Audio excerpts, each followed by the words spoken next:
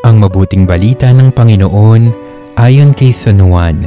Nang muling napakita si Jesus sa mga alagad niya at nang makakain sila, tinanong ni Jesus si Simon Pedro, "Simon, anak ni Juan, iniibig mo ba ako ng higit kaysa mga ito?"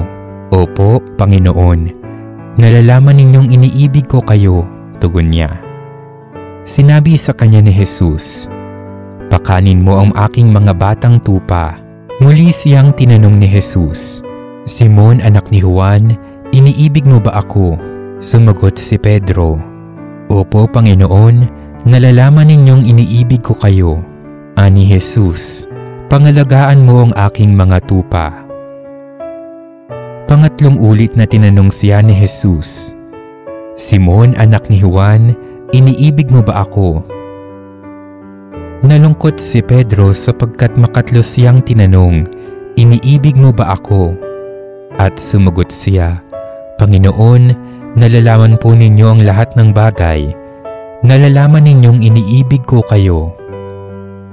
Sinabi sa kanya ni Jesus, "Pakanin mo ang aking mga tupa. Tandaan mo, noong kabataan mo pa, ikaw ang nagbibihis sa iyong sarili at lumalakad ka kung saan mo ibig. Ngunit pagtanda mo, iuunat mo ang iyong mga kamay at iba ang magbibihis sa iyo at dadalhin ka kung saan hindi mo ibig."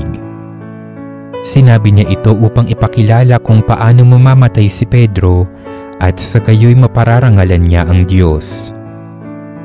Pagkatapos, sinabi sa kanya ni Jesus, "Sumunod ka sa akin."